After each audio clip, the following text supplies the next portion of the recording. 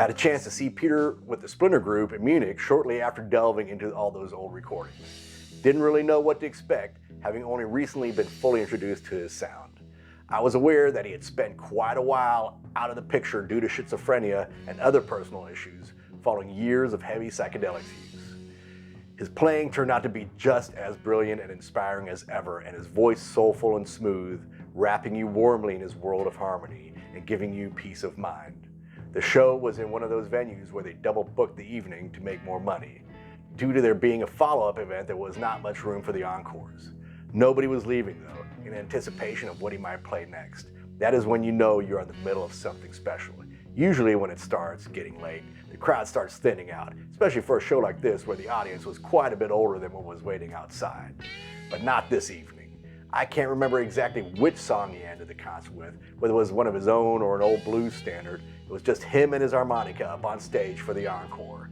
His mouth harp playing was just as smooth as his singing, putting the audience in a somber yet almost spiritual state. Everyone staying quiet enough to hear a pin drop as not to miss a single note being played or sung. And when it all was over, we just stood there for a minute breathing in what we had just received, as if we had been in the presence of an angel. Another one of those live experiences I will never forget.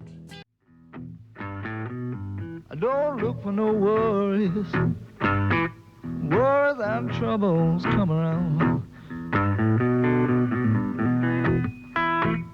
I don't look for no worries,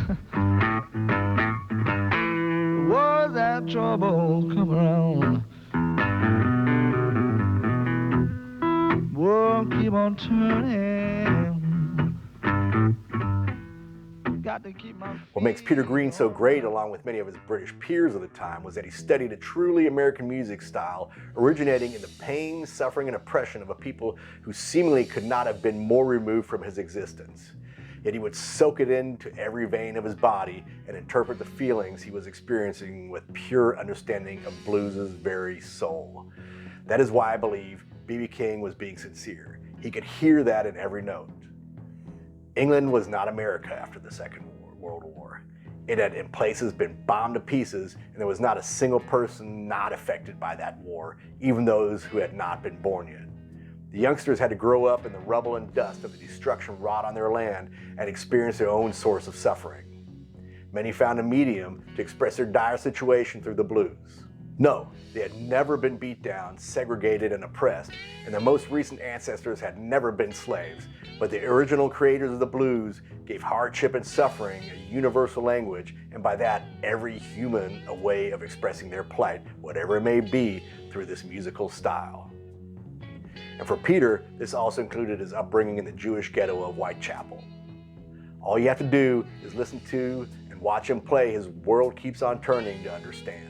The song is about the pain of love, but the feeling is much more universal than what the lyrics alone might make you believe. He switches between world weariness and frustration with his mastery of volume and intensity, in 1 minute lamenting his situation and in the next swinging his fists to break free, only to resign himself to the cards which fate has dealt him.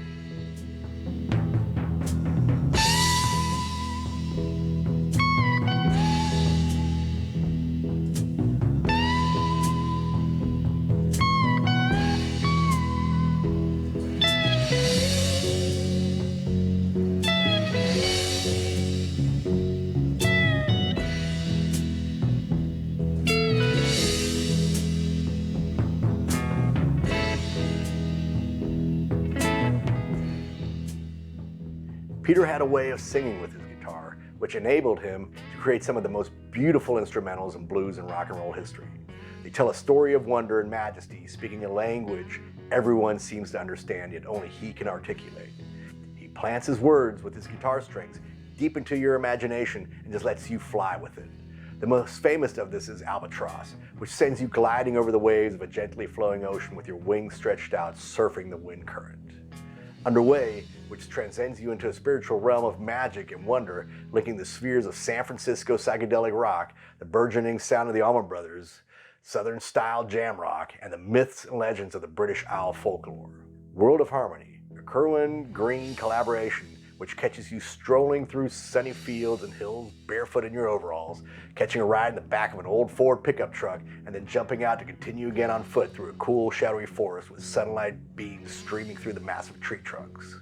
Or the majesty of Oh Well Part 2, which places you in the halls of Camelot, transforming you into a knight of the Round Table on his search for his fair maiden, or the maiden herself strolling through the gardens of splendor, cuddling the bulb of a rose in her hands given her by her faithful knight and servant.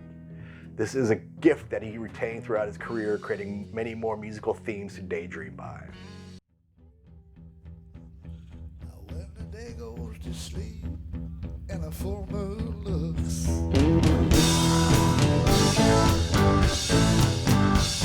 the night is so black that the darkness cooks. You come creeping around, making me do things I don't wanna do.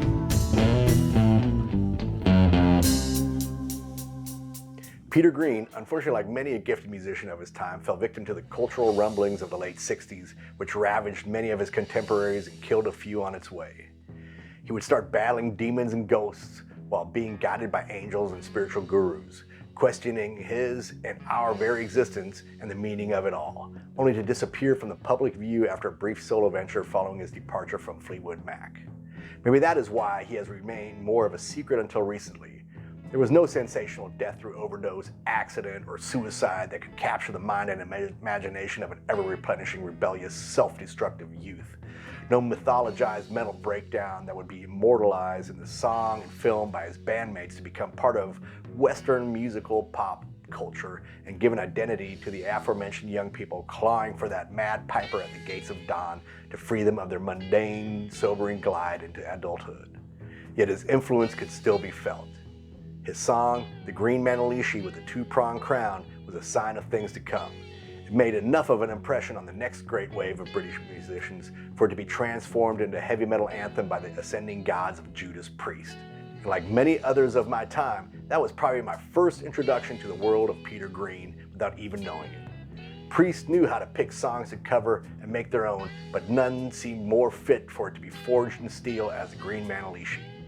In hindsight, it was one of the most heavy and cryptic songs of its time, pointing the way out of the drug-fueled love and hedonism of the late 60s to the brutal yet mystical new world being created by bands such as Black Sabbath and Uriah Heep, who were crawling out of the sludge and grime of England's faltering industrial complex.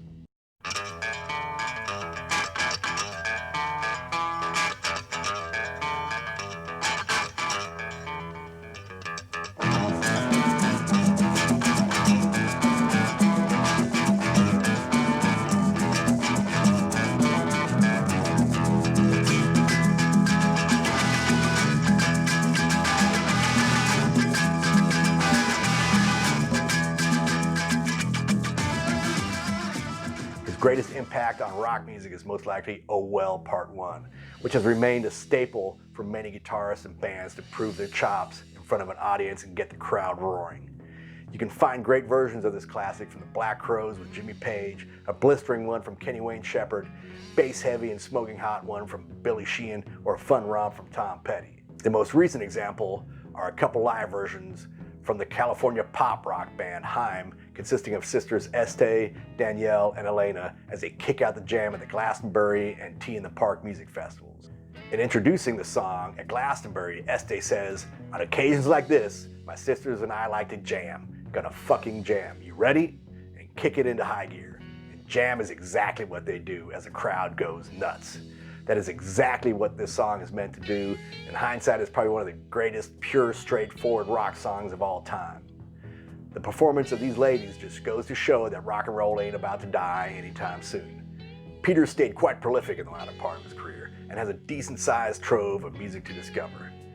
He didn't produce any hits after leaving Fleetwood Mac, but good music isn't really about hits. It is about capturing the imagination, spirit, soul, and feeling in one's mind and life. Tell me your Peter Green and Fleetwood Mac stories. What are your favorite songs? Do you know any great covers? Is this the first time you've even heard of them? Hope you enjoy. Please like and subscribe. And don't forget to keep on rocking. Cheers.